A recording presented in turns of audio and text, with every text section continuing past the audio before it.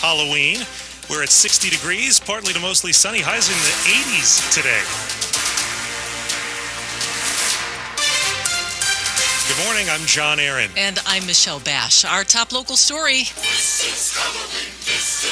You could call the Halloween forecast a trick and a treat. 7 News First Alert Chief Meteorologist Veronica Johnson says it could be our warmest in 50 years. By late morning and also during the evening when the trick-or-treaters are out, expect temperatures in the mid-70s. High temperatures on this Halloween, your Thursday, will be between 78 and 84 degrees.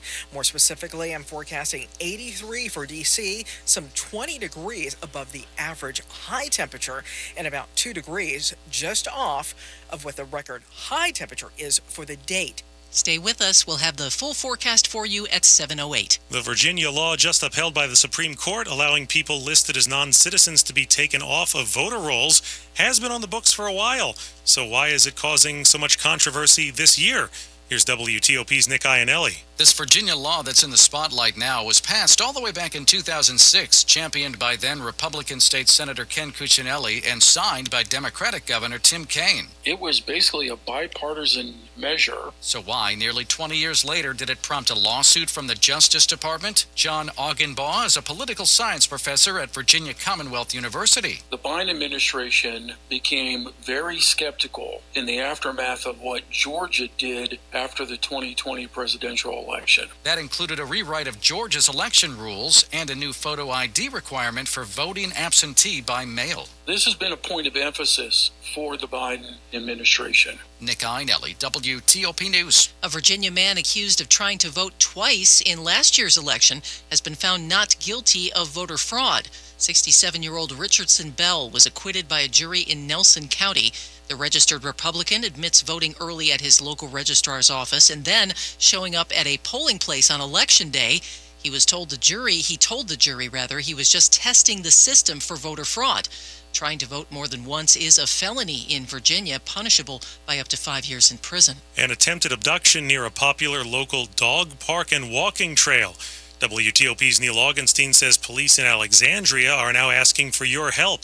I'm shocked because I've lived here for 15 years and it's been very safe. Neighbors near the Holmes Run Dog Park in Tarleton Park in Alexandria tell NBC4 they were surprised to hear that a woman reported being grabbed from behind Tuesday at 6 at night.